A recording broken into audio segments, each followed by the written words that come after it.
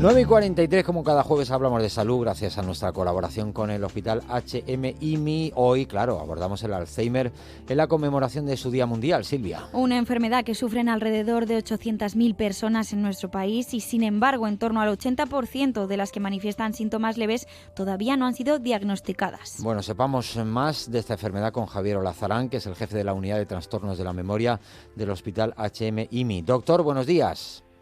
Buenos días. Bueno, empecemos por el principio. ¿Cuáles son los primeros signos y síntomas que presenta el Alzheimer? Bueno, la enfermedad de Alzheimer es un tanto caprichosa y depende de qué zonas del cerebro se ven afectadas. Típicamente es la zona que tiene que ver con el recuerdo de hechos recientes, ¿no? Estas personas pues empiezan a repetir lo mismo como si no lo hubieran dicho o como si no se lo hubieran dicho a ellos, ¿no? Pero hay otras maneras de empezar, por ejemplo, pues un bloqueo mental cuando tienes que tomar una decisión, o que no encuentras la palabra habitual, ¿no? Que sabes qué quieres decir pero no la encuentras. Pero hay otras veces que lo único que vemos es que el paciente está apático, que parece que no se interesa por las cosas o que no tiene iniciativa, que ya no hace tanto como hacía antes, ¿no? O sea que es una enfermedad variable, caprichosa, y por eso es difícil de diagnosticar. Uh-huh. ¿Y en qué consiste ese proceso de diagnóstico? Bueno, empezamos por los pequeños síntomas, ¿sí? y descartamos otras causas, pues a veces lo que tiene pues es igual que tiene mucho estrés, o igual tiene una depresión, o igual lo que hay son muchas enfermedades que no están bien controladas, por ejemplo, enfermedades respiratorias, a veces hasta pequeñas infecciones de orina. O sea que hay un amplio abanico de causas que hay que descartar antes, y cuando ya se han descartado razonablemente, pues entonces ya vamos a hacer las pruebas del cerebro, vemos lo que llamamos neuroimagen estructural para ver qué zonas tienen algo más de atrofia. Si eso es compatible con Alzheimer y queremos un diagnóstico 100%, ya a día de hoy se puede hacer sacando el líquido cefalorraquídeo, haciendo una punción lumbar, que es introducir una aguja por la espalda.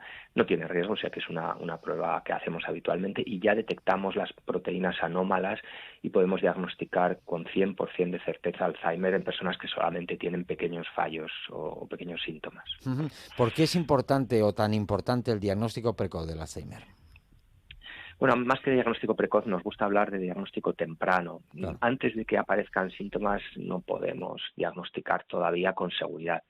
Pero cuando existen síntomas ya podemos, como digo, con el 100% de certeza diagnosticar la enfermedad, porque muy pronto van a venir los tratamientos que modifiquen la evolución biológica de la enfermedad. De hecho, en Estados Unidos ya están aprobados y esperamos que en 1 o 2 años Europa también los apruebe para al menos retrasar el deterioro, y esperamos que pronto también incluso estabilizar.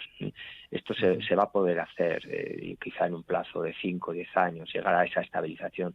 Pero entre tanto también hay muchas otras cosas que se pueden hacer si la detectamos de manera temprana, especialmente ir adaptando el entorno, porque los pacientes todavía tienen muchas capacidades.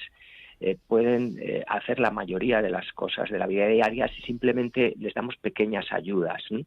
No hacerles inútiles, que es lo que yo digo, es decir, no hacerles a ellos las cosas, pero quizá, por ejemplo, ponerle una pizarra en su casa para decirle, pues mira, hoy toca cocinar las lentejas y a las 4 de la tarde hemos quedado para jugar una partida de cartas. El paciente tiene eso en la cocina, en una pizarra, tiene un reloj, y le educamos para que sea él el que vaya y lo mire.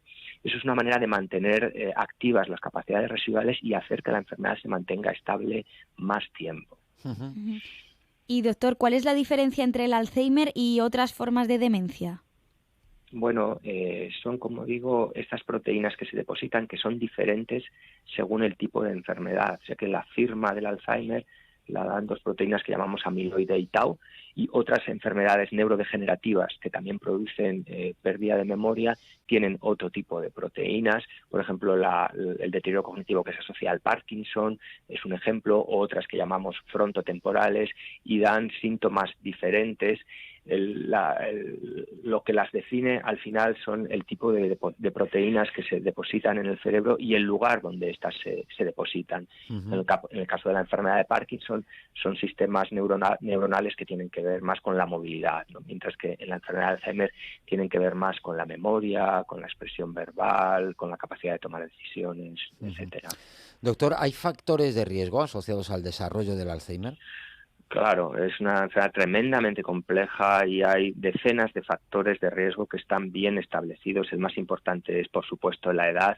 a partir de los 65 años se duplica por 2 la probabilidad de tener la enfermedad. 1 de cada 3 mayores de 85 años ya la tienen, es la enfermedad que mayor carga social produce ya a día de hoy.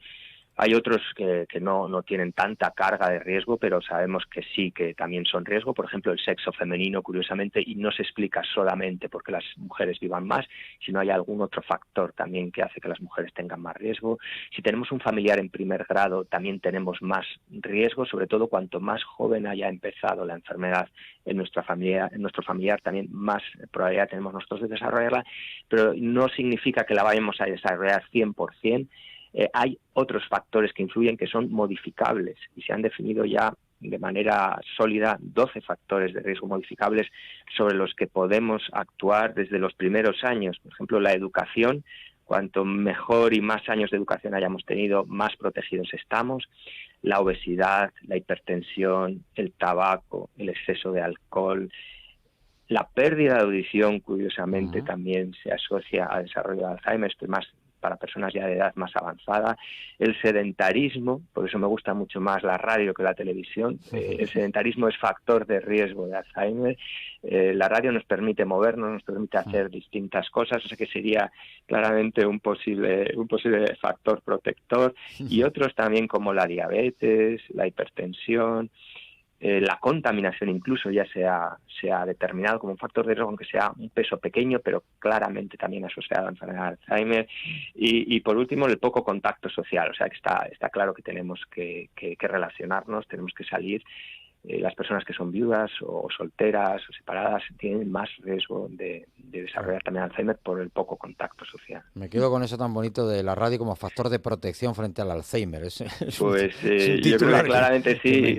Podríamos hacer un estudio, pero es una lógica aplastante, porque la radio claramente sería un antídoto contra el sedentarismo, mientras que la televisión en ese sentido es todo lo contrario, y de hecho ahí sí hay estudios. No existen estudios en la radio, pero sí respecto de la televisión, y sabemos que de la actividad, digamos, intelectual, entre comillas, la única que no es factor protector es ver la televisión, sino que es todo lo contrario, es un factor de riesgo, posiblemente por el sedentarismo que conlleva, o quizá ya porque está la propia enfermedad, ¿sabes? Y hace que estas personas ya tengan menos iniciativa y al final lo único que hacen es estar sentados en casa viendo la televisión. Es decir, tampoco sabemos exactamente si es causa o efecto, pero sí que sabemos que las personas que pasan muchas horas viendo la televisión al final sí que tienen más riesgo de acabar desarrollando enfermedad de Alzheimer. Y la última, Silvia.